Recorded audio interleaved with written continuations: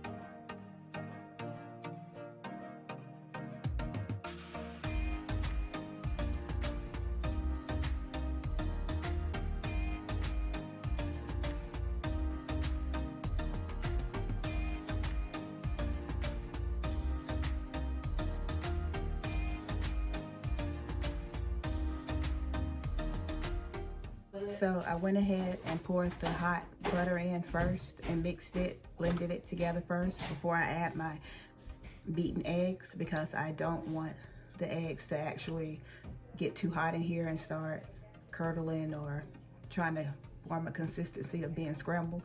So I don't want my eggs to cook in the mix. So that's why I added the hot butter first. And I went ahead and mixed it. And so I will get ready to add my 4 eggs in.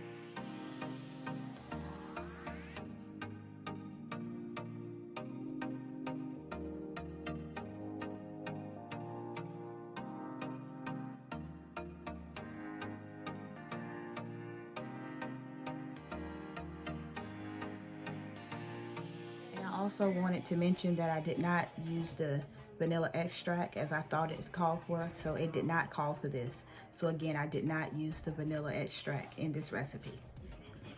Okay, so I have my mix ready, and I did taste it to make sure that it wasn't too sweet or not sweet enough, and it came out perfect. So this is what it looks like. And again, this is gonna make 2 pies. And here are my pie crust. So I have 2 of them, and what I do, I have a big enough sheet pan that can hold both of them at the same time, and also I line it with foil so that if anything drips off of it, I don't have to clean the pan. So it'll be an easy cleanup. Once these are done and they come off, I can just throw the foil away. So I'm gonna go ahead and pour the mixture into both of them and try to get them both as equal as I can.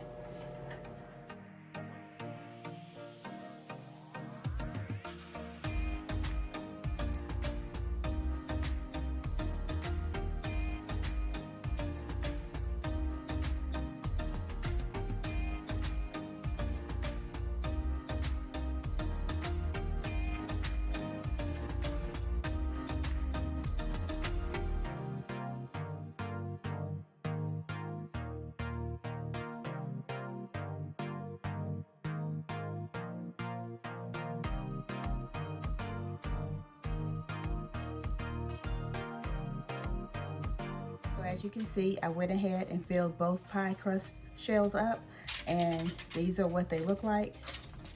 I'm going to smooth them out so that they can be even, and the top will be flat and smooth. And also, I do have some mixture left over, so it's about this much. So if I want to, I can probably stretch this out for, I know I can do one whole pie again, but I may have enough for 2 pies. I'm not sure. It just actually made more mix than I was anticipating, but I'd rather have too much than not enough. So this is fine. Like I said, I can use this to make another pie or 2, or I may just use it and make a sweet potato souffle. So it will not go to waste. But as for these, I am now going to put them into the oven. The recipe says to put them in the oven. Make sure your rack is in the middle of the oven, and you put it in there on 350, and it says you bake them from 1 hour to 1.5 hours. So depending on your oven, how fast it cooks or how slow it cooks, that will determine how long your pies stay in. So you want to make sure that you keep an eye on them so that they don't overcook. So I'm gonna start off with 1 hour because my oven does cook fast. I will start off with 1 hour and check them, and if it needs to go a little bit longer, I'll add it in increment until I feel like it's done. Also, the recipe says that you know it's done when it's not jiggly anymore. So like if you have the pie and you shake it, if it's not jiggly, or if you stick a knife or a toothpick in there and it comes back out clean, then you know that the pie is done completely and it's ready. Okay, so I'll be back once the pies are done cooking and I get them out the oven. Okay guys, so here are the pies. These are what they look like when I took them out of the oven. So I started off with the 1 hour timer, as I told you, and at that point when the timer went off and I took them out, they were not completely done. So I put them back in for an additional 15 minutes. They were still a little bit jiggly, and I added another 10 minutes on top of that, and at that point they were completely done all the way through. I've had this recipe and done it before, so I already know that it's gonna be really good. And don't forget, this is the Patti Labelle sweet potato pie recipe. Thank you guys for watching.